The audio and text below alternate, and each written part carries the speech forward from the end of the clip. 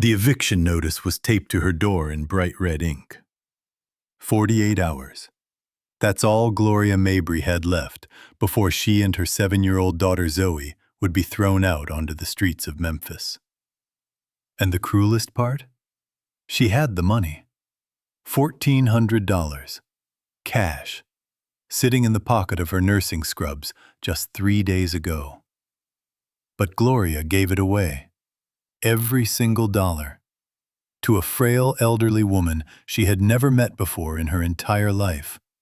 A stranger crying quietly at a pharmacy counter, unable to afford the surgery that would save her life. Gloria didn't hesitate. She didn't think about her own rent. She didn't think about her daughter's bed. She just remembered her mama's voice whispering from beyond the grave. If you can help someone and you choose not to, that's a debt you'll carry forever. Now Gloria was drowning. No money, no help, no hope. But what she didn't know was that one phone call was about to change everything. And when you hear what happens next, you will never look at kindness the same way again. Gloria Mabry's alarm clock buzzed at 4:15 in the morning, the same way it had every day for the last 4 years. In the darkness of her small one-bedroom apartment on the south side of Memphis, she reached over and silenced it before the sound could wake her daughter. Zoe was curled up beside her on the pull-out couch, her tiny arm draped across Gloria's stomach, her breathing soft and even. Gloria stayed still for a moment, just watching her baby sleep. 7 years old, missing 2 front teeth, braids that Gloria had done herself the night before, sitting on the floor while her feet ached from a 12-hour shift. Just 1 more year, baby. 1 more year, and Mama's gonna get us somewhere better. She said that every morning. She had been saying it for 3 years. Gloria slid out of bed carefully, her back cracking as she stood. 32 years old, and her body already felt like it belonged to someone twice her age. She walked into the tiny bathroom, splashed cold water on her face, and stared at her reflection in the cracked mirror. Dark circles under her eyes. A small scar on her chin from when she was 10 years old and fell off her cousin's bike in Mississippi. She smiled at herself, practicing. Because at 7 a.m., she would need that smile at Sunrise Meadows Nursing Home, where she worked as a certified nursing assistant. And at 4 in the afternoon, when her shift ended there, she would need the same smile at Brightway corporate offices downtown, where she cleaned toilets and emptied trash cans until 11 at night. 2 jobs, 82 hours a week, and still not enough. She pulled on her light blue scrubs, the ones with the small bleach stain near the hem that she couldn't get out no matter how hard she scrubbed. She braided her own hair back tight, tied a little pink ribbon at the end because Zoe liked when they matched, and quietly made her way to the kitchen. There were 2 slices of bread left in the bag. She made Zoe a peanut butter sandwich, cut it into a triangle the way her daughter liked, and placed it in a little brown paper bag with a note that said, "I love you more than the stars." She didn't have anything left for her own lunch. She'd eat whatever the nursing home had in the break room. Sometimes a cook named Miss Rita would sneak her a plate of collard greens and cornbread. Sometimes there was nothing but stale crackers. Gloria kissed Zoe's forehead, whispered a prayer over her daughter, and slipped out the door. The bus stop was 3 blocks away. Memphis in April was cool in the mornings, and Gloria pulled her thin jacket around her shoulders as she walked past boarded-up houses and empty lots. She knew every crack in the sidewalk, every stray cat, every corner where the streetlight had been broken for 2 years and never fixed. This was her neighborhood. Not the neighborhood she wanted for Zoe. Not the one she had dreamed of when she was pregnant and imagining her daughter's future. But it was what she could afford. At the bus stop, An old man named Mr. Reginald was already sitting on the bench, the same as every morning. He was 91 years old and rode the bus into town every day just to feed the pigeons in the square. He said it kept him alive. "Morning, Gloria," he rasped, tipping his gray fedora. "Morning, Mr. Reginald. How you feeling today?" "Old, baby. Just old. But upright. Upright is good." She laughed softly, the first genuine laugh of her day. That was the thing about Gloria. Even when her heart was breaking, even when her feet were swollen and her back was screaming, she could still find a reason to laugh. Her mama used to say she was born with sunshine in her chest. Her mama. Gloria's smile faded a little. Ruth Mabry had been dead for 6 years now. Cancer. But it wasn't the cancer that killed her. Not really. It was the debt. $27,000 in medical bills for chemotherapy that didn't work. For a hospital that wouldn't stop billing even after Ruth was too weak to lift her own head. Gloria had watched her mother, a woman who had worked as a registered nurse for 30 years, who had held countless dying strangers' hands, die in a hospital bed with a stack of unopened envelopes on her nightstand, each one stamped in red, "Final Notice." Ruth had squeezed Gloria's hand on her last day and said something Gloria would never forget. "Baby, promise me something. Promise me you'll never let a person suffer if you got the power to stop it. Even a little. Even if it costs you. Because if you can help somebody and you choose not to, that's a debt. And that debt, you carry it forever." Gloria had promised. She didn't know yet how much that promise was going to cost her. The bus pulled up with a hiss of brakes, and Gloria climbed on, swiping her transit card. She sat by the window and watched Memphis slide past in shades of gray and gold. In 3 hours, she would meet a woman named Evelyn Turner, and her whole life would change. Sunrise Meadows Nursing Home smelled the way it always did.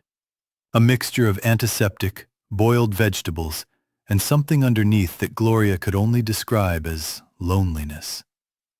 She clocked in at 6:58 a.m., 2 minutes early, and immediately started her rounds.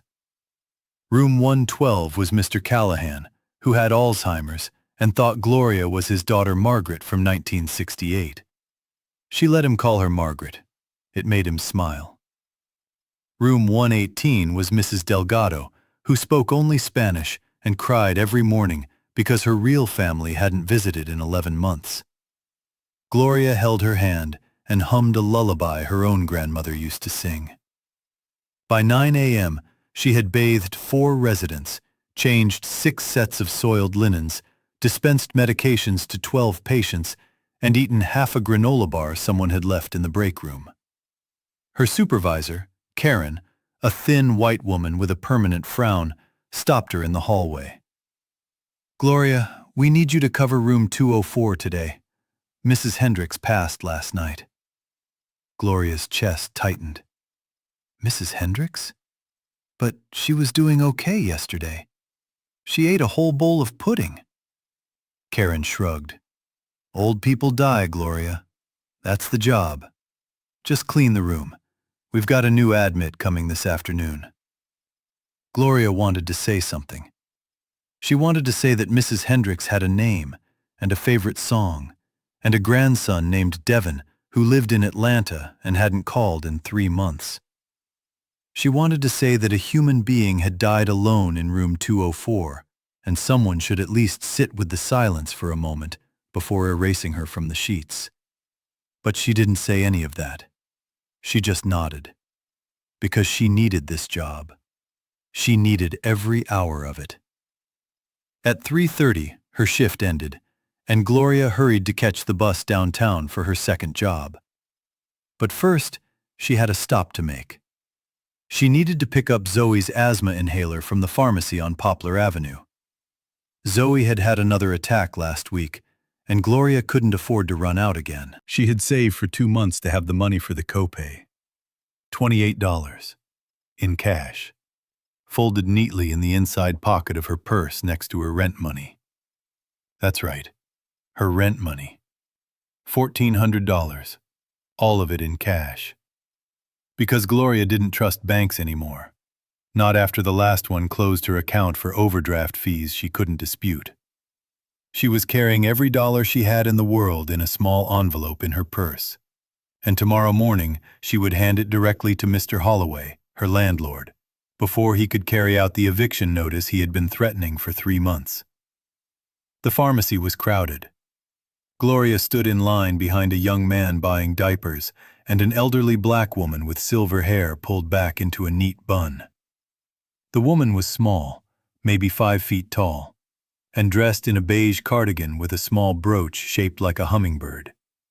She was clutching a plastic bag of what looked like empty pill bottles, and Gloria could see her shoulders trembling.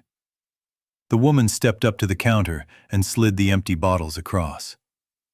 "I need these refilled, please," she said quietly. Her voice was cracked but dignified. "And I need to ask about my surgery copay again." The pharmacist, a young man with red hair and a nervous smile, tapped at his keyboard. "Mrs. Turner, right? Let me check. Ma'am, I'm showing your co-insurance for the gallbladder surgery is $1,400. And your Medicare Part D deductible for these medications is another $87. The woman's hand went to her mouth. $1,400? But last week they told me it was $800. "I'm sorry, ma'am. Insurance recalculated. Without the payment, they can't schedule the surgery. But my doctor said if I don't have the surgery this month, my gallbladder could rupture. He said it's dangerous. He said I could die." The pharmacist looked genuinely sad. "Is there family that could help you, Mrs. Turner?" "My son is gone. My husband is gone. I have a grandson, but he's a young man just starting out. I can't ask him. I can't." She looked down at her worn shoes. "I raised him. He shouldn't have to save me." Gloria stood 2 feet behind her, holding her purse tightly. She could feel the envelope in there. $1,400. The exact amount. She could feel her mother's voice rising up in her chest like a hymn. If you can help somebody and you choose not to, that's a debt. And that debt, you carry it forever. She thought about Zoe. She thought about the eviction notice. She thought about the pull-out couch and the peanut butter sandwich and the light blue scrubs with the bleach stain. She thought about the empty bank account and the 2 jobs and the aching feet. And then she stepped forward. "Ma'am," Gloria said gently, touching the elderly woman's elbow. "Ma'am, I'm going to help you." The woman turned. Her eyes were the color of dark honey, wet with tears. "I'm sorry?" Gloria opened her purse. Her fingers closed around the envelope. She could feel her whole life inside of it. Her home, her daughter's bedroom, her security, everything. She pulled it out, $1,400, and she handed it to the pharmacist. "Please put this toward Mrs. Turner's surgery copay." The pharmacy went completely silent. Evelyn Turner looked at Gloria the way a person looks at an angel they don't believe in. Her mouth opened, but no words came out. The pharmacist paused, holding the envelope in his hand, uncertain what to do. "Ma'am," he said carefully to Gloria, "this is a lot of money. Are you sure?" Gloria didn't take her eyes off Evelyn. "I'm sure." "No," Evelyn shook her head. "No, baby, no.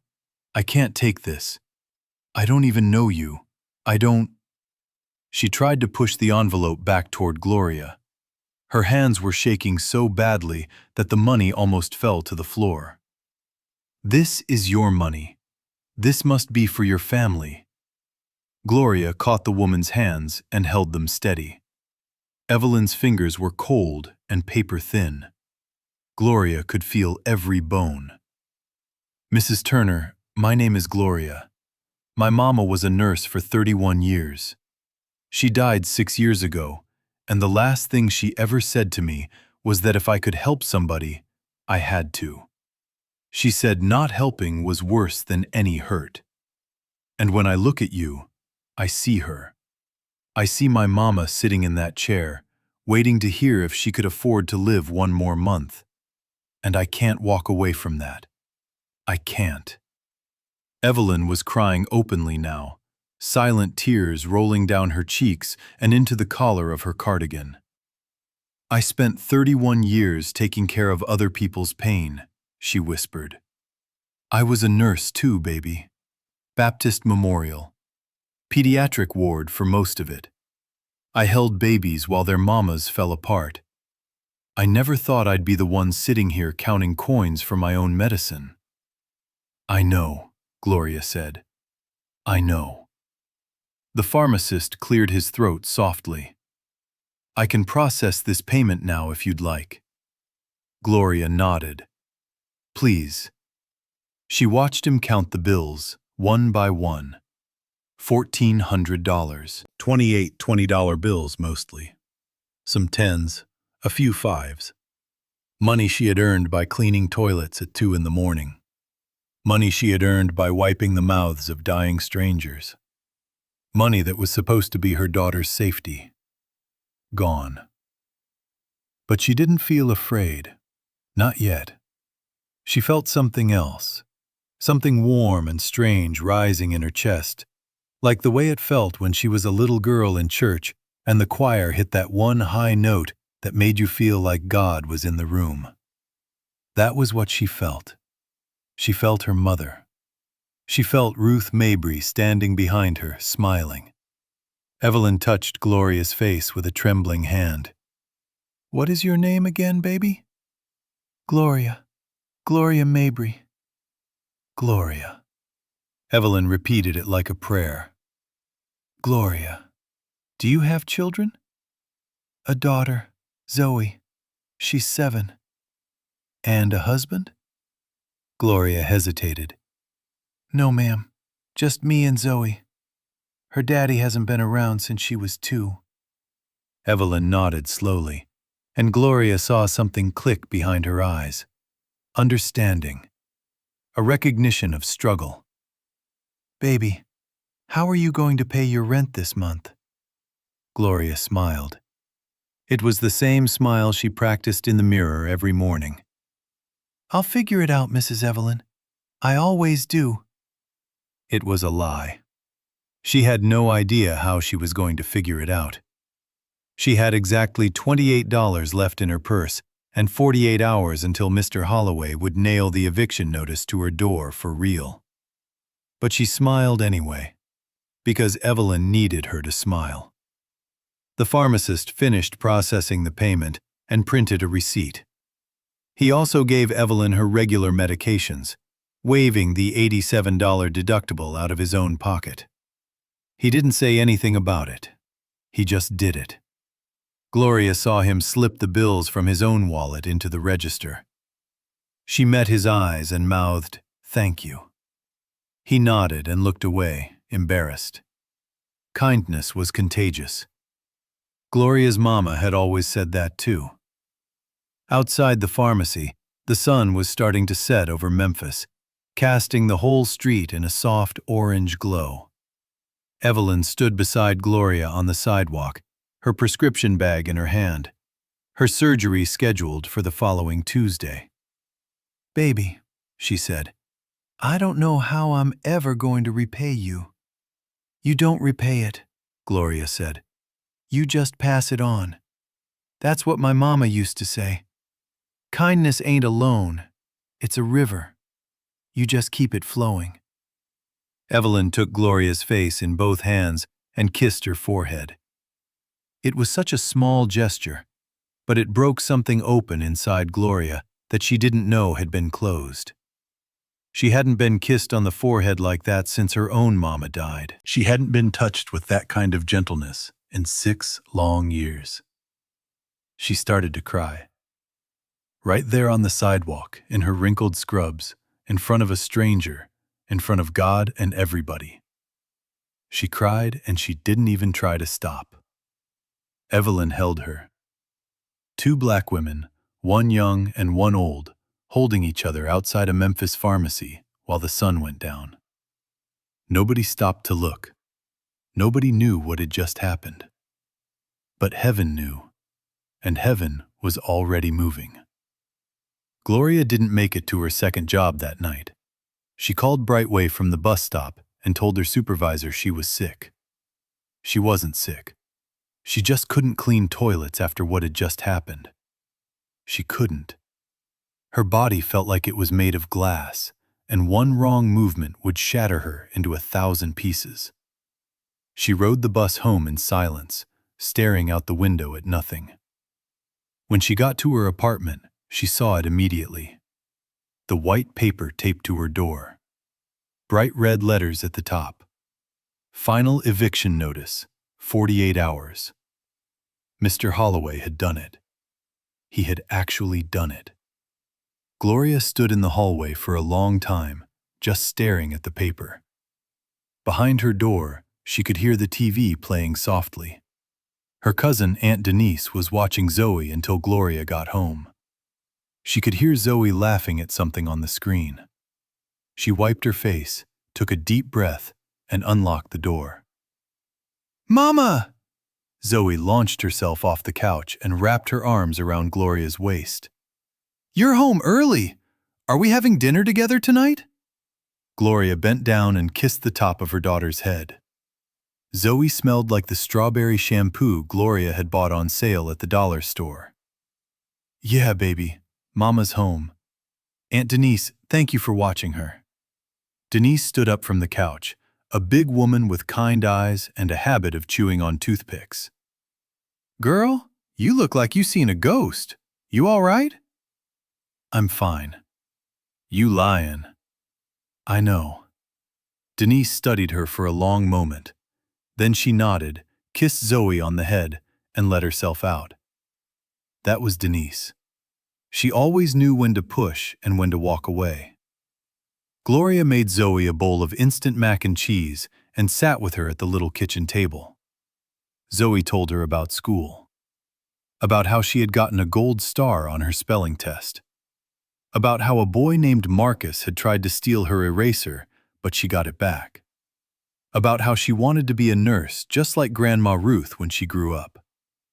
Gloria smiled and nodded and asked questions, but her mind was 1,000 miles away. $1,400. Gone.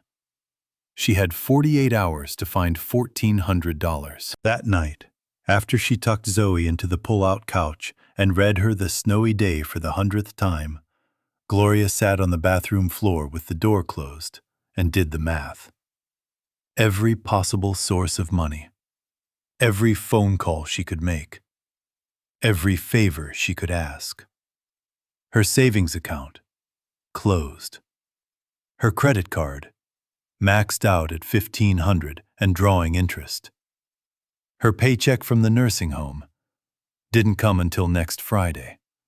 9 days away. Her paycheck from Brightway. Same day.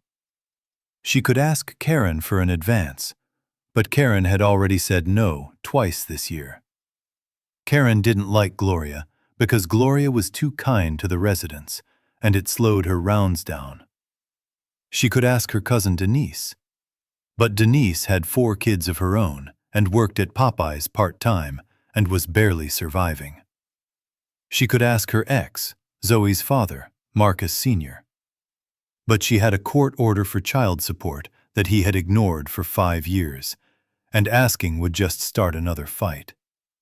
She could ask her church, but Pastor Williams had already helped her once last summer when the electricity got cut off, and she didn't want to ask again. Pride. She could try one of those emergency loan places, but she knew the interest rates would eat her alive. 400% APR. She'd be paying it back for the rest of her life. She could ask her landlord for one more week. But Mr. Holloway had already given her 3 extensions this year. He had told her last week that if she didn't have the money by Friday morning, he was done. There were people waiting to move in. Business was business. Gloria put her head between her knees and tried to breathe. What have I done? That was the first time the doubt came. Sitting on that cold bathroom tile in the middle of the night, listening to her daughter sleep in the next room. What have I done? Why did I give that woman my rent money? Who am I to save a stranger when I can't even save my own child?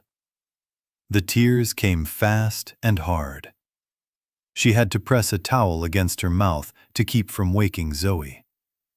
But then, somewhere in the middle of the crying, she heard her mama's voice again. Not loud, not preaching, just quiet, like Ruth used to sound when she'd come home from a hospital shift at 3 in the morning and check on Gloria in her bed. Baby, you did right. You did right, and God don't forget. Gloria didn't sleep that night. She lay on the couch beside Zoe, staring at the ceiling, and she prayed. Not for money, not for a miracle, just for strength. Just enough strength to face whatever was coming. At 4:15 a.m., her alarm buzzed. Day 1 of 48 hours was over. Gloria's plan was simple. She was going to knock on every door she could think of before her shift ended, and she was going to ask for help. She was going to swallow every ounce of pride she had left and beg. At 6 a.m., she caught the bus early and rode it to Karen's office at the nursing home. Karen wasn't in yet. She waited outside the door for 45 minutes. When Karen finally arrived, she raised her eyebrows. Gloria, what are you doing here so early? Karen, I need to ask you something. In private, please. Karen sighed. Come in. Gloria sat down across from Karen's desk. The office smelled like burnt coffee and industrial cleaner. Karen didn't offer her a seat, but Gloria sat anyway. Karen, I need an advance on my paycheck. Just this once. I'm having a real emergency at home, and I need $1,400 by tomorrow morning. I know it's a lot, but I've been working here 4 years. I've never called out. I've never been late. I'm asking you as one human being to another. Please. Karen stared at her. Then she laughed. A short, dry laugh. Gloria, corporate doesn't allow advances. You know that. But couldn't you make an exception?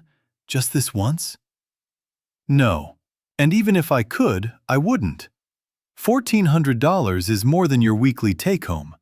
You're an hourly employee, Gloria. There are procedures. Karen, please. I have a 7-year-old. We're going to be homeless tomorrow. Karen's face didn't change. That's very unfortunate, but that's not the company's problem. You need to make better financial decisions.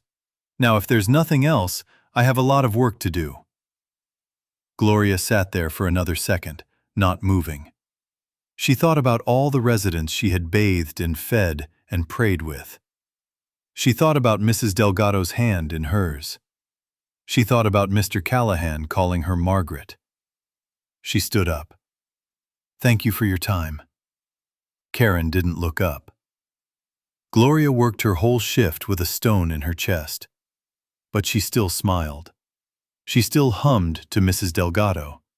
She still let Mr. Callahan call her Margaret. Because those people didn't have anyone else. And even a woman about to lose her home could not steal joy from a dying man. On her lunch break, she went outside and called her cousin Denise. Girl, I don't have it, Denise said, sounding heartbroken. I would give it to you if I did. You know I would. But rent's due on my place too. And I got Damon's basketball fees this week. I know. I'm sorry I even asked. Don't be sorry. Baby, what happened? How did you fall short so bad? Gloria closed her eyes. It's a long story. You in trouble? I'm gonna be okay. Gloria. Denise, I'm gonna be okay. They hung up. Gloria then called Pastor Williams at First Corinthian Baptist. He was in a meeting, but the church secretary said he would call back. He didn't call back until after Gloria's shift, and by then she was already walking to her second job at Brightway. Sister Mabry, I'm so sorry, but our emergency fund is empty this quarter. We just paid 3 families' utility bills last week. The next distribution isn't until the 1st of next month. Is there any way you can hold on? Pastor, I need it by tomorrow morning. Oh, Sister Mabry. Oh, child. Let me pray on it. Let me see what I can do. But I have to be honest with you. I don't know if I can raise $1,400 in a single day. I understand. Thank you, Pastor. She hung up. She called 2 more people that day. Her old high school friend Tanya, who now lived in Nashville and worked as a paralegal. Tanya could only spare $200, and she'd have to Cash App it. And Gloria said thank you, but no, keep it, because she couldn't take Tanya's money and still not have enough. She called her Aunt Loretta in Mississippi, who cried on the phone, and said all she had was $75 from her Social Security check that had come in that morning. And Gloria told her sweet aunt that she loved her and to keep her money. Every door closed. Every single door. At Brightway that night, Gloria mopped the marble floors of the executive suite on the 14th floor. She scrubbed a coffee stain out of a white leather sofa that probably cost more than a year of her rent. She wiped down conference room tables where deals had been made that day that moved millions of dollars from one account to another. Millions. And she needed $1,400. At 10:45 p.m., she sat down on the floor of the executive bathroom and let herself cry for exactly 7 minutes. Then she washed her face, put her smile back on, finished her rounds, and clocked out. On the bus ride home, she opened her wallet and counted her money. $23. She had spent $5 on a granola bar and a bottle of water because she couldn't remember the last time she had eaten a real meal. $23. That was the sum total of her life. She thought about Evelyn Turner. She wondered if the elderly woman had made it to her surgery consultation. She wondered if the co-payment had gone through. She wondered if, somewhere in Memphis, an old black nurse was praying for a young black nurse she had met for exactly 19 minutes at a pharmacy counter. She hoped so, because Gloria needed every prayer she could get. 24 hours left. Children see more than adults give them credit for. Zoe Mabry was 7 years old, but she had watched her mama's face for every one of those 7 years, and she knew when something was wrong. She waited until Thursday morning to ask. Gloria was braiding Zoe's hair in the bathroom before school, and Zoe was watching her mama's reflection in the mirror. Mama? Why you been crying? Gloria's hands paused on the braid. Baby, I ain't been crying. What you talking about? Yes, you have. Last night, and the night before. I heard you in the bathroom. Gloria met her daughter's eyes in the mirror. Zoe's eyes were exactly like Gloria's mama's.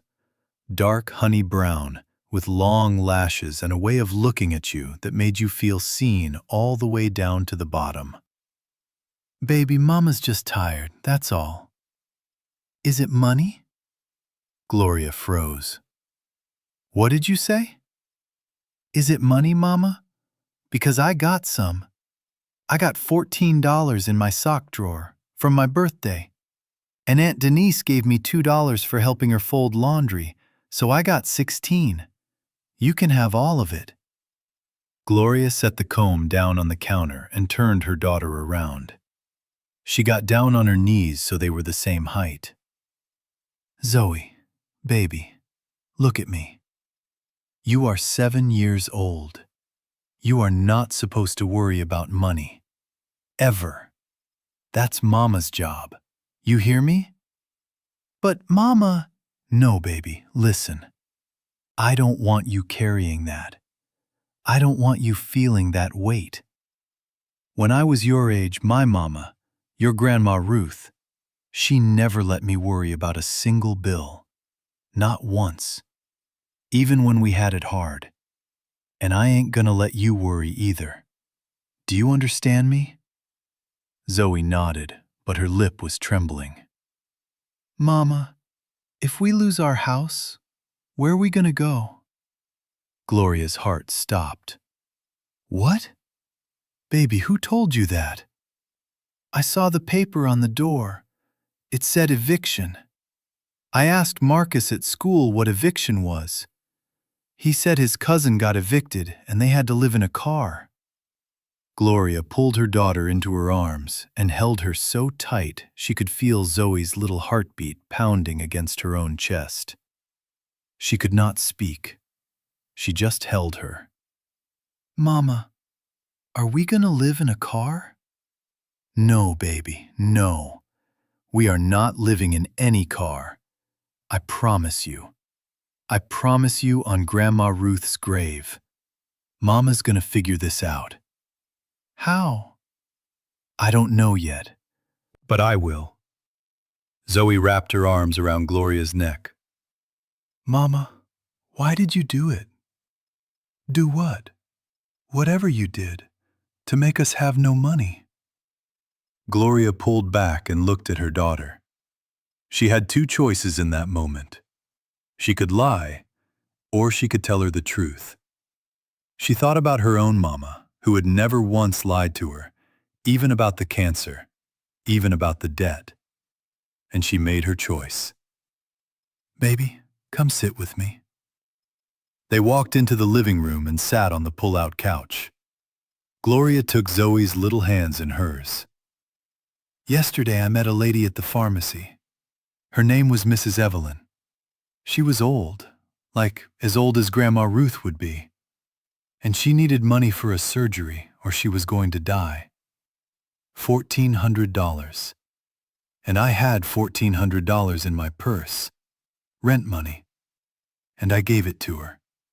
All of it." Zoe's eyes got huge. She didn't say anything for a long moment. Then she said something Gloria would never forget for the rest of her life. "Mama, you did the right thing. Baby, you don't understand. Yes, I do. Grandma Ruth said we help people. You told me, even when it's hard, especially when it's hard. If that lady was gonna die and you had the money, you had to help. That's what Grandma said." Gloria pulled her daughter into her arms again and buried her face in Zoe's braids. "How did you get so smart?" she whispered. "Because you my mama." They sat there for a long time. Gloria didn't know what she had done to deserve this child, this bright, brave, ridiculous little 7-year-old who understood things that grown adults never learned. "I don't know how, Mama," she thought, sending the prayer up to Ruth. "But I have to make it work. For her." At the door, before Zoe left for school, she turned around. "Mama?" "Yes, baby?" "God's watching. He gonna help us. You'll see." And she skipped out the door. Gloria stood in the doorway and watched her daughter walk down the hall until she disappeared around the corner. 16 hours left. Meanwhile, across town at Baptist Memorial Hospital, the same hospital where Evelyn Turner had worked as a nurse for 31 years, Evelyn was sitting up in her hospital bed on Thursday afternoon, one day after her successful gallbladder surgery. The surgery had gone beautifully. The gallstones had been the size of small marbles, and Dr. Chen had said one more week and she would have been in a very different situation. Sepsis, rupture, death. But she had made it. because of Gloria. Evelyn had a private room on the 4th floor, courtesy of an old friend who worked in hospital administration. She was on light pain medication, propped up with 2 pillows, and she was watching the door. She was waiting for her grandson. Jerome Washington walked in at 3:15 p.m., carrying a small bouquet of yellow roses and a cardboard cup of green tea from the coffee shop across the street. He was 28 years old, tall and lean, dressed in a slightly rumpled navy suit and a tie that was crooked because he had put it on in the car. He was a legal aid attorney in downtown Memphis, specializing in tenant rights and public benefits cases. He worked 80 hours a week for a salary that his old law school friends made in 3 months at their corporate firms. But Jerome didn't care. His grandmother had raised him. His grandmother had put him through college and law school on a nurse's pension and prayer. And Jerome was going to give back everything he could. "Grandma," he bent and kissed her forehead. "How you feeling?" "Better than I got any right to be, baby." "You look strong." "Sit down. I need to tell you something." Jerome sat in the plastic chair beside her bed and set his tea on the side table. He knew that tone. That was her preacher tone. That was the tone she used when Jerome was 15 and got caught skipping school. That was the tone she used when she told him she was proud of him at his law school graduation. Something big was coming. "Grandma, what's going on?" "Jerome, I need to tell you how I got here." "You had gallstones." "No, baby. I mean how I got the surgery. How I paid for it." Jerome frowned. "You told me the church helped." "I lied. Grandma, just listen." Evelyn took a slow, careful breath. Her ribs still hurt from the incisions. "On Tuesday afternoon, I went to Poplar Pharmacy to try to figure out my copay one more time. I knew I couldn't afford it. I was going to go home and lie down and wait to see what happened. I was ready, Jerome. I made my peace with it. I told the Lord I was ready if He wanted to take me." Jerome's jaw clenched. "Grandma, you should have called me." "Baby, hush and listen." That ain't the point. He nodded, tight. "At that pharmacy, I met a young woman. A nurse, about 30 years old. Her name is Gloria Mabry. She was standing behind me in line, and she heard me tell the pharmacist I couldn't pay. And Jerome, that child stepped forward, opened her purse, and gave me every single dollar she had. $1,400, cash, just like that." Jerome stared at his grandmother. "A stranger?" "A stranger. $1,400? In cash." "Grandma, that doesn't make sense. Nobody has that kind of money to give away." "That's what I said, baby. That's what I said." Evelyn's voice cracked. "So, I asked her why. And she told me her mama had been a nurse, like me, and she died 6 years ago because of medical bills. And her mama had made her promise she would help people who were suffering. And then she told me she had a daughter, 7 years old, and she was a single mother. And Jerome," Evelyn's eyes filled. "Baby, I asked her how she was going to pay her rent, and she smiled and said, 'I'll figure it out. I always do.'" Jerome sat very still. "Grandma." "Yes, baby. You're telling me a single mother, who I don't know, gave you her rent money?" "Yes." "To save your life?" "Yes." Jerome was quiet for a long moment. He looked out the window at the parking lot below. He was a lawyer, and lawyers were not supposed to be sentimental. But he could feel something moving in his chest that he had not felt in a long time. Not since his mother's funeral, when he was 11, and his grandmother had held him and told him she would never let him go. "Grandma, I have to find her. I know. I have to help her. Whatever's happening to her, I have to help her. That's why I'm telling you." "Do you know where she lives?"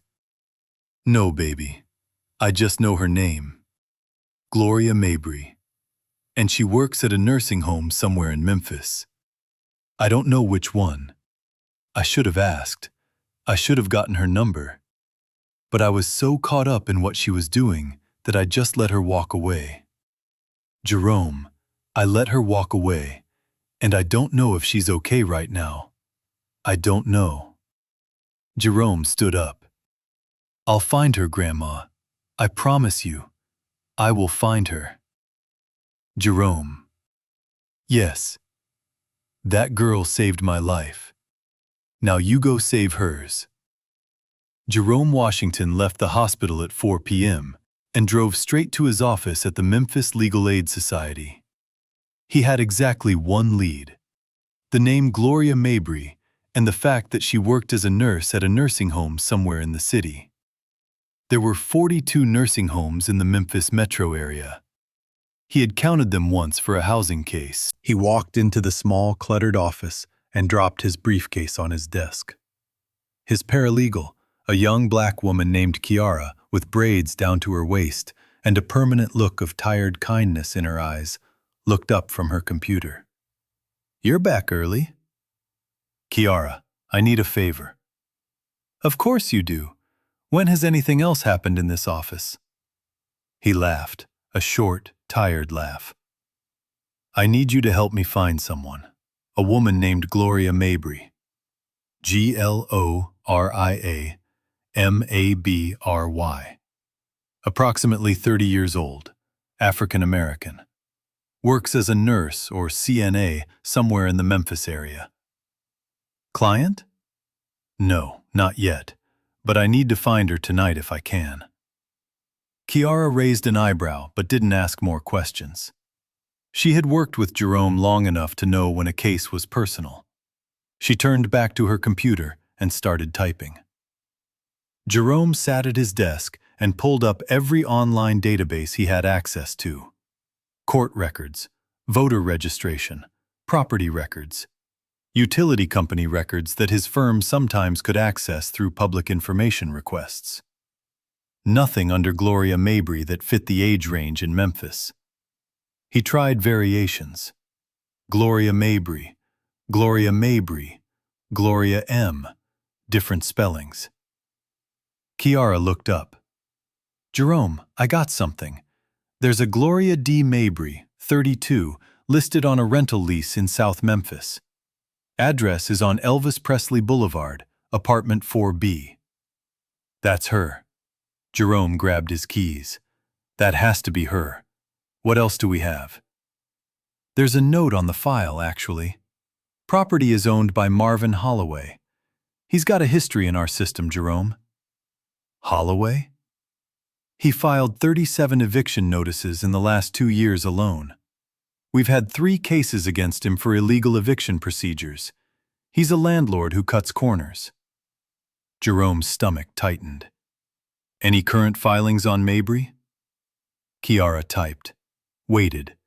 Then she looked up slowly. "Jerome, there's an eviction notice on the property from 3 days ago. 48-hour notice, which means she's supposed to be out by tomorrow morning." Jerome closed his eyes. Grandma was right. God works in circles. "Kiara, I need you to pull up the case files on Holloway, every single one. I want to know his procedures, his notice policies, whether any of the previous evictions violated Tennessee tenant law. And I want it in the next hour." "Jerome, it's 5 p.m. "I know. I have plans." "Kiara, please." She stared at him. Then she saw something in his face that she hadn't seen before. A kind of urgency that had nothing to do with billable hours or case strategy. "Who is she, Jerome?" He met her eyes. "She saved my grandmother's life." Kiara nodded slowly. Then she picked up her phone and called her boyfriend to cancel their dinner plans. "All right, boss," she said. "Let's find your girl." They worked for 2 straight hours. Jerome pulled up Tennessee state law on eviction procedures. Kiara pulled up every case Holloway had ever been involved in. What they found made Jerome's blood boil. Holloway had a pattern. He accepted late rent when it suited him and rejected it when it didn't. He gave verbal extensions and then reneged on them. He posted eviction notices without following the proper posting and service requirements under Tennessee Code Annotated Section 66-28-505.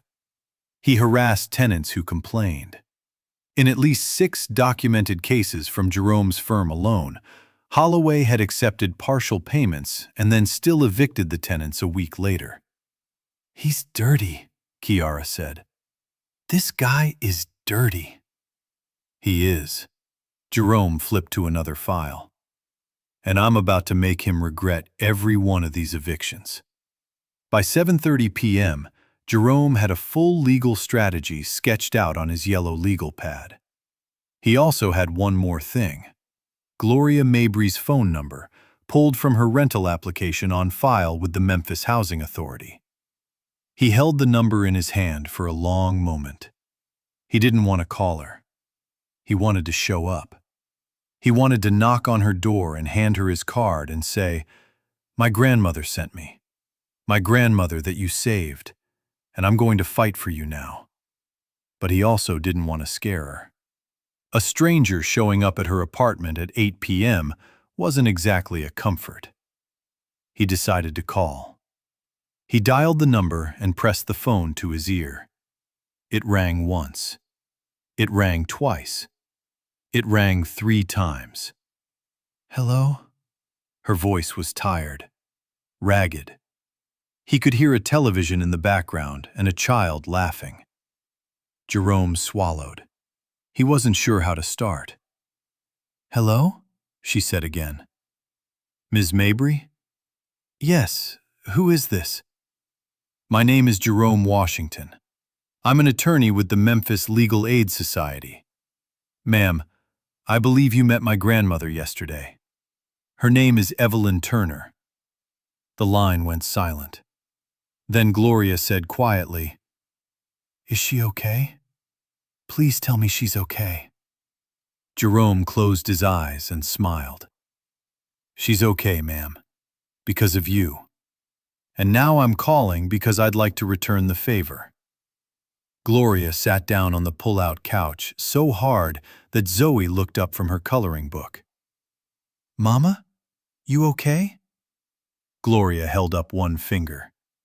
"Just a minute, baby." She pressed the phone hard against her ear. "I'm sorry, sir. I'm sorry. You said your grandmother?" "Evelyn Turner. She had gallbladder surgery yesterday. Successful. She's recovering at Baptist Memorial.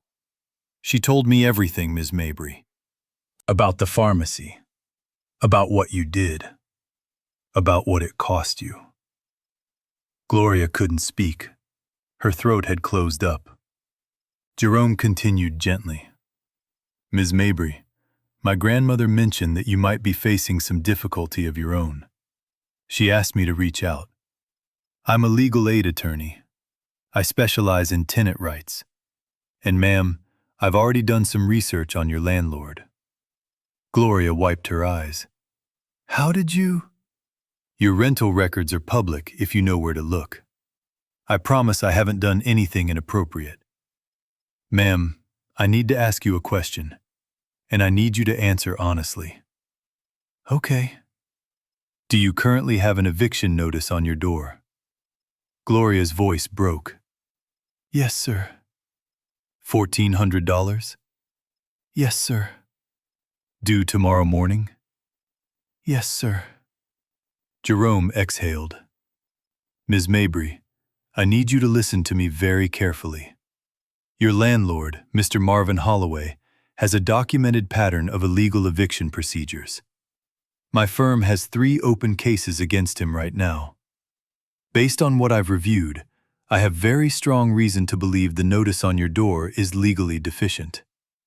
In plain English, ma'am, that notice is not enforceable. He cannot legally evict you tomorrow. Gloria closed her eyes. She felt the room start to tilt. Sir, I don't understand. Ms. Mabry, do you know what a 5-day cure notice is? No. Under Tennessee law, before a landlord can serve a final eviction, they must first serve a notice giving you 5 business days to cure the deficiency. That is, to pay the rent owed. That notice has to be served in a specific way. Certified mail or personal delivery with signed acknowledgement. Did Mr. Holloway send you anything by certified mail? No, sir. He just knocked on the door and taped the paper up. Did he give you any 5-day notice before the 48-hour notice? No, sir. He gave me warnings, but nothing written. Ms. Mabry, that's a violation. Furthermore, he has to file with the court and get an actual court order before he can physically remove you. He cannot just show up and change the locks. That's illegal self-help eviction, and it's specifically prohibited under Tennessee law. Gloria was crying openly now. Silently, but her whole body was shaking. Sir, are you telling me? I'm telling you that you and your daughter are not being evicted tomorrow morning. Not legally. And if he tries anything, we file for an emergency temporary restraining order and I have him in front of a judge by Monday. Ma'am, Ms. Mabry, are you there? Yes, sir. I'm here. I'd like to come by tomorrow morning, early, before Mr. Holloway shows up. I'll bring paperwork, and I'll be there when he arrives. I want to handle this in person. Would that be all right with you? Yes, sir. Please, yes. Ms. Mabry, one more thing. Yes?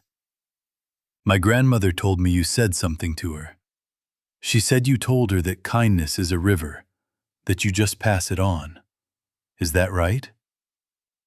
Gloria was crying so hard she could barely speak. Yes, sir. My mama used to say that. Jerome's voice softened. Well, ma'am, I'd like to pass some along to you, if you'll let me. Gloria couldn't answer. She just cried. After a long moment, Jerome said, I'll see you tomorrow morning, Ms. Mabry. 7 a.m.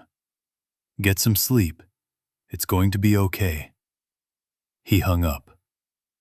Gloria sat there with the phone still pressed to her ear. Zoe was standing in front of her, holding her purple crayon, watching her mother's face. Mama, was that a bad phone call or a good phone call? Gloria pulled her daughter into her lap and held her so tightly Zoe made a small squeak. It was a good phone call, baby. It was a good phone call. What did they say? Gloria pressed her forehead against Zoe's. They said we not moving. They said God is watching. Just like you said, baby. Just like you said. Zoe grinned. I told you, Mama. I know you did, baby. I know you did. That night, Gloria slept for the first time in 3 days. Real sleep. The kind of sleep where your body finally lets go of something it's been holding. She dreamed about her mother. Ruth was standing in a field of sunflowers, and she was laughing, and she was young again, and she was reaching out her hand. Mama, Gloria said in the dream. Mama, I did what you told me. I know, baby, Ruth said. I've been watching. I've been watching the whole time. I gave it away, all of it. And now watch what God's about to do. Gloria woke up at 4:15 a.m., as always, but this time she didn't feel afraid. She felt peaceful. She got up, made Zoe her peanut butter sandwich, braided her hair, kissed her forehead, and waited for 7 a.m. Narrate the following complete story in a deep, calm, expressive American male documentary voice. Use James. Keep a cinematic, emotionally engaging, powerful, professional YouTube storytelling tone. Read slightly briskly, with natural but minimal pauses. Do not add, omit, summarize, or editorialize any words. Jerome Washington pulled up to Gloria's apartment building at 6:45 in the morning. He was dressed in his best suit, a charcoal gray with a crisp white shirt and a burgundy tie. He carried a leather briefcase filled with paperwork, and he had a second coffee in his hand for Gloria. He had learned from his grandmother that showing up with a hot drink for someone was a form of respect. He knocked on apartment 4B. Gloria opened it before the second knock. She was smaller than he had expected. Thin, worn. Her hair was braided back, and she was wearing her scrubs, ready for her nursing home shift, even though he had told her the night before that she should call out today. He looked into her eyes and saw everything his grandmother had described. Kindness, tiredness, and underneath it, something unbreakable. Ms. Mabry. Mr. Washington. Please, call me Jerome. Gloria, please come in. He stepped into the small apartment. It was clean. Everything was in its place. The pull-out couch was made up neatly. There was a little girl at the kitchen table eating cereal, staring at him with enormous, curious eyes. You must be Zoe. Zoe nodded slowly. I'm Jerome. I'm here to help your mama. Are you a lawyer? Yes, I am. Like on TV? Better than on TV. Zoe considered this. Then she grinned. Okay. Jerome sat down at the kitchen table and opened his briefcase. He handed Gloria the coffee, and she wrapped both hands around it like it was a small, warm miracle. He pulled out a thick stack of documents. All right, Gloria. Here's what's going to happen. Mr. Holloway is going to knock on that door in about 15 minutes. He's going to expect fear. He's going to expect confusion. He's going to expect you to beg. Gloria nodded. He's not going to get any of those things. I'm going to be here, and when he walks in, I'm going to hand him this. Jerome held up a sheaf of papers. This is a formal notice from the Memphis Legal Aid Society, informing him that his eviction procedure is legally deficient under Tennessee Code Annotated Section 66-28-505. It also informs him that if he attempts any form of self-help eviction, changing locks, removing belongings, cutting utilities, my firm will file for immediate injunctive relief and pursue damages. Gloria stared at the papers. He can't evict me? Not today. And not through the process he's tried. If he wants to properly evict you, he has to start over. Serve a proper 5-day cure notice. Wait 5 business days. File in General Sessions Court. Wait for a hearing. Get a judgment. And even then, only the sheriff can physically remove you. Realistically, we're talking about 6 to 8 weeks minimum. And during that time, we can negotiate. What if he still wants me out? Jerome smiled. Then I want to talk to you about something else. Have you ever heard of the Emergency Rental Assistance Program? No. Federal program. Tennessee still has funds. I can help you apply this morning. You qualify. Given your income level, your household size, and your documented hardship, you should receive between 3 and 6 months of back and forward rent, which means you would owe Mr. Holloway nothing, and you'd have breathing room to save. Gloria's mouth opened. She could not speak. Zoe piped up from the kitchen table. Mama, He's a really good lawyer. Jerome laughed. Gloria laughed. And then all three of them laughed together. And it was the first time in 3 days that Gloria had laughed like that. Full chest. Real. At exactly 7 a.m., there was a heavy knock at the door. Gloria looked at Jerome. "You want me to answer it?" he asked. "No, I want to. But I want you standing right behind me." She opened the door. Marvin Holloway was a heavy-set white man in his 50s, wearing a members-only jacket and a scowl that had been carved into his face over decades. He had a clipboard and a pen in his hand. "Ms. Mabry, you have my rent?" "Good morning, Mr. Holloway." "You have my rent, yes or no?" "Mr. Holloway, this is my attorney, Mr. Jerome Washington. He has some paperwork for you." Holloway looked past Gloria and saw Jerome standing behind her in his suit. Jerome smiled a tight, professional smile and stepped forward, extending the papers. "Mr. Holloway, good morning. I'm with the Memphis Legal Aid Society. These are for you." Holloway didn't take them. "What is this?" "Formal notice that your eviction procedure is legally deficient, sir. My client will not be vacating the premises today. I'd like to sit down with you at your convenience that discuss a payment arrangement that works for both parties. We have several options available, including a state rental assistance program that would pay you directly." Holloway's face went red. "You've got to be kidding me." "No, sir. I've been renting to you for 3 years, Gloria." "To Ms. Mabry, sir." "Ms. Mabry, then." He spat the words. 3 years. And this is how you thank me? Jerome stepped in front of Gloria slightly, calm as still water. "Mr. Holloway, my client is not required to thank you for accepting her rent. She is a paying tenant. She is asserting her legal rights under Tennessee law. If you'd like to proceed with a lawful eviction, you may do so. If you'd like to accept payment through the rental assistance program, we can start that process this morning. Which would you prefer?" Holloway stared at Jerome. Then he stared at Gloria. Then he snatched the papers out of Jerome's hand. "You'll be hearing from my lawyer." "I look forward to it, sir. Here's my card." Holloway stormed off down the hallway. Gloria closed the door and leaned against it. She was shaking. Jerome smiled at her. "Ms. Mabry, welcome to the beginning of a very good day."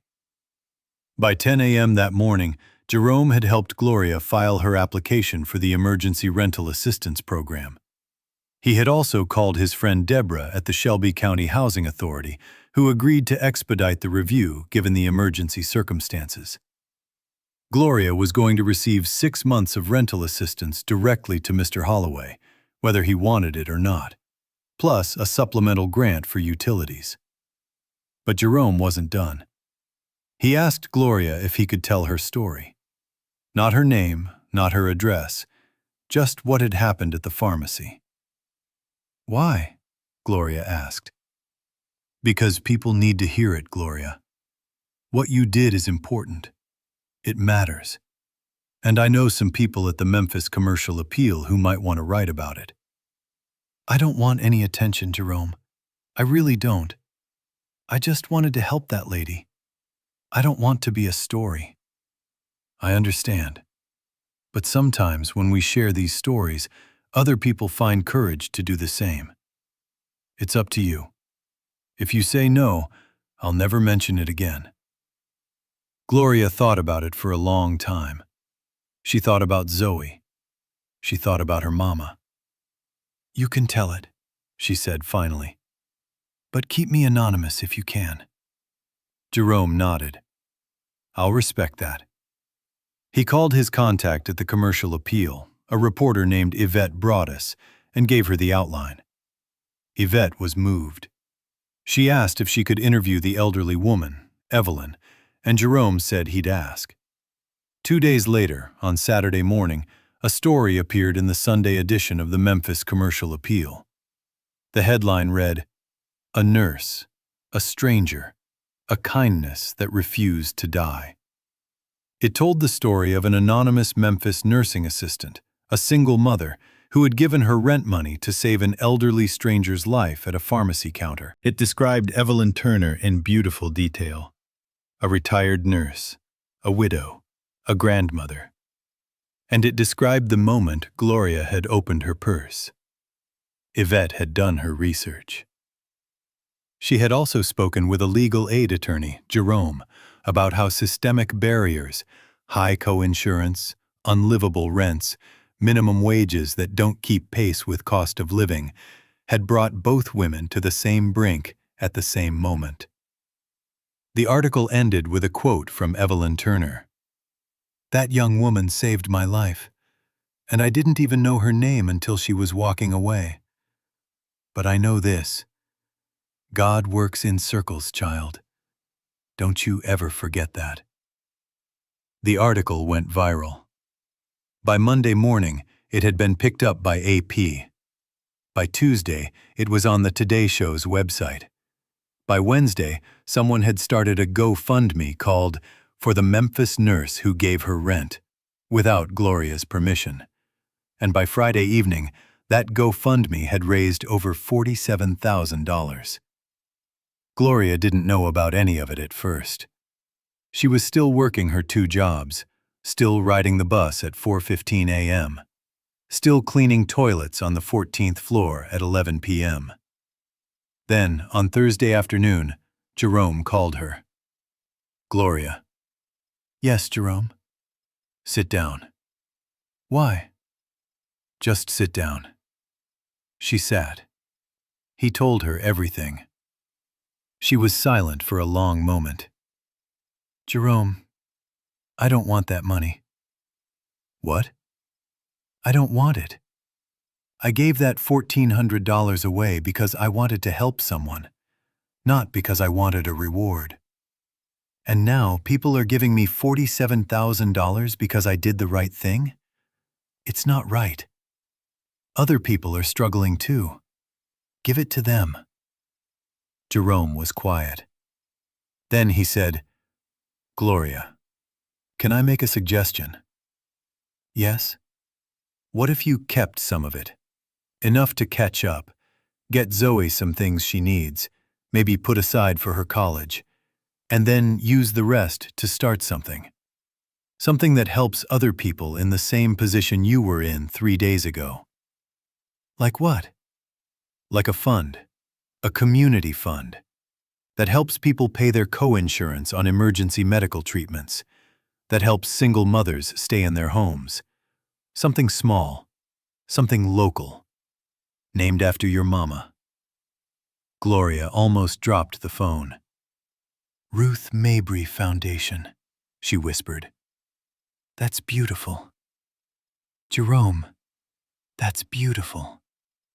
"Then let's do it." Within 2 weeks, Jerome had helped Gloria set up a small charitable fund at a community credit union in South Memphis, the Ruth Mabry Kindness Fund. Its mission: to provide small, no-questions-asked emergency grants to Memphis families facing medical debt and housing crisis. $10,000 went straight into the fund. Another $10,000 went into a savings account for Zoe's college education. Another $5,000 went to the church, First Corinthian Baptist, to replenish the emergency fund Pastor Williams had told her was empty. Another $5,000 went to Aunt Loretta in Mississippi, to Aunt Denise in Memphis, to her cousin's basketball fees, to Tanya in Nashville, who had offered $200 she couldn't afford. Gloria wanted every dollar of kindness that had ever been offered to her to be repaid. The rest, about $15,000, she used to pay off 6 months of rent, get Zoe some new clothes and shoes for school, buy her daughter her very first real bed, and finally quit the Brightway job so she could be home with her daughter in the evenings. For the first time in 7 years, Gloria Mabry sat at her kitchen table and had dinner with her daughter every single night. 2 weeks after the surgery, Evelyn Turner was well enough to leave the hospital. Jerome picked her up, and instead of taking her home to her small apartment in Whitehaven, he asked her if she'd like to make a stop first. "Where we going, baby?" "Somewhere I think you'll want to be." He drove her to Gloria's apartment.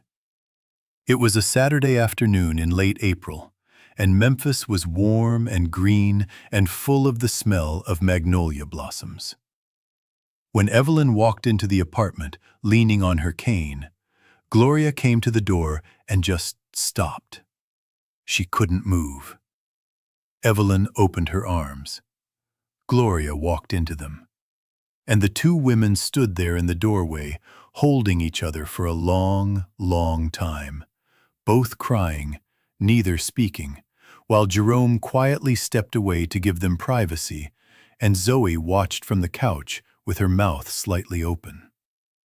Finally, Evelyn pulled back and cupped Gloria's face. "Baby, Mrs. Evelyn. Look at me. Look at me, Gloria." Gloria looked.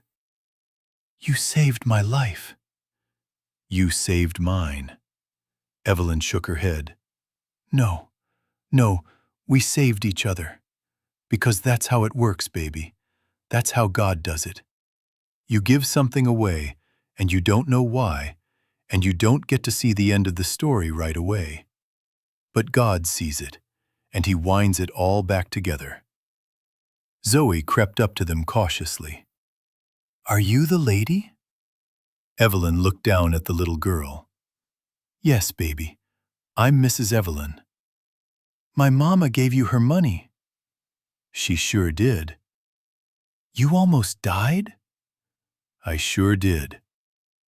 "Are you gonna die now?" Evelyn laughed, a small, delighted laugh that made her wince because her ribs still hurt. "Not for a while, baby. Not for a good long while." Zoe considered this. Then she stuck out her small brown hand. "I'm Zoe." "Well, hello, Miss Zoe. It is very nice to meet you." They shook hands very formally, and it was the most beautiful thing Gloria had ever seen. They spent the afternoon together. Gloria made sweet tea and warmed up some banana pudding Aunt Denise had brought over the day before. They sat in the small living room, and Evelyn told stories about her 31 years as a nurse, and Gloria told stories about her Mama Ruth, and Zoe sat on Evelyn's lap and let the old woman braid her hair. Jerome eventually came back inside. He sat quietly and watched. He thought about his own mother, who had died young. He thought about all the years his grandmother had raised him alone, with nothing but a nurse's pension and love. He thought about how the world seemed so often like a place designed to grind people down. And yet here, in this small apartment in South Memphis, 3 generations of black women who had never met until 2 weeks ago were sitting together like family.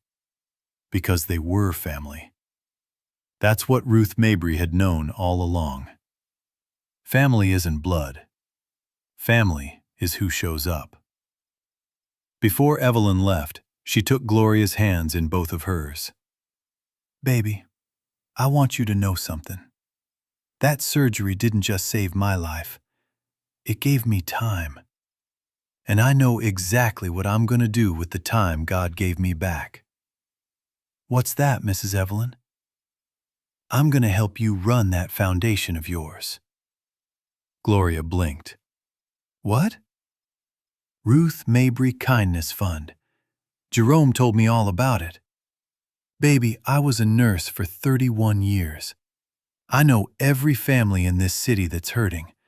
I know every hospital social worker. I know every clinic. I know every church basement where the food pantry runs. You need somebody to help you find the people who need it most. And I need something to keep me alive besides bird watching and Wheel of Fortune." Gloria started laughing and crying at the same time. "Mrs. Evelyn! Miss Evelyn! Only my late husband called me Mrs., and he's been gone 12 years now." "Miss Evelyn, are you serious?" "As a heart attack, which I've had one of, so I would know." They laughed. Gloria hugged her. And that afternoon, in a small apartment on Elvis Presley Boulevard, the Ruth Mabry Kindness Fund officially got its second employee. A 74-year-old retired nurse who would end up personally helping more than 300 Memphis families over the next 4 years, before she finally passed away peacefully in her sleep, with Gloria and Zoe holding her hands. 1 year later, Gloria Mabry stood on a small stage in the fellowship hall of First Corinthian Baptist Church, holding a microphone and looking out at 300 faces. It was the 1-year anniversary of the Ruth Mabry Kindness Fund. In 12 months, the fund had helped 187 Memphis families. It had paid co-insurance for cancer patients. It had paid rent for evicted mothers. It had paid utility bills for elderly widows. It had paid burial expenses for children. The fund was still small. It was still local. But it was real. And it was working. Gloria was wearing a simple navy blue dress that Miss Evelyn had helped her pick out. Zoe was in the front row, wearing a pink dress and holding a bouquet of yellow roses that she was going to hand to her mama at the end of the speech. Jerome was in the second row with his fiancée, Kiara. Yes, Kiara from the office. They had started dating 3 months after Gloria's case, and it turned out love had been growing between them for years without either one admitting it. Pastor Williams was in the third row. Aunt Denise was in the fourth. And Miss Evelyn was on the stage, sitting in a chair beside Gloria, wearing her nicest church hat and beaming. Gloria adjusted the microphone. "My mama used to say," she began, and her voice caught for a moment. She took a breath. "My mama used to say that if you can help somebody and you choose not to, that's a debt you'll carry forever." The room was silent. "A year ago, I met a woman named Evelyn Turner at a pharmacy on Poplar Avenue, and I made a choice. I want to be honest with you. I didn't make that choice because I was strong. I made it because my mama was standing behind me, whispering in my ear. And I made it because I was too tired to argue with her anymore." The room laughed softly. "But I want to tell you something. That choice cost me. That choice cost me 48 hours of the worst fear I have ever known in my life. I sat on my bathroom floor and I cried, and I asked God why. I asked my mama why. I asked myself what kind of mother I was to give away my own child's rent money." She paused. "And the answer God gave me was this. He said, 'Gloria, you didn't give it away. You planted it. And now, watch what grows.'" Some people in the room were crying quietly. What grew was this fund. What grew was Miss Evelyn's life. What grew was my daughter's understanding that kindness is stronger than fear. What grew was a whole community of people who now understand that we are not alone, that we have each other, that when one of us falls, the rest of us are supposed to catch. She looked at Zoe in the front row. "I want to say something to my daughter. Baby, Mama has made a lot of mistakes. Mama is going to make more. But if the only thing I ever teach you is what your grandmother taught me, that kindness is a river, and you just keep it flowing, then I will have done my job. I love you, baby. This whole thing is for you." Zoe was crying and smiling at the same time. Gloria looked back out at the room. "To every one of you, to every one of you who has ever given something you couldn't afford to somebody who needed it more, I see you. I know you. And I want to tell you that I know how hard it is. I know how afraid you were. I know what you sacrificed. And I am here to tell you that God saw it. And it wasn't for nothing. It was never for nothing. She held up her mama's old wooden cross that she wore around her neck.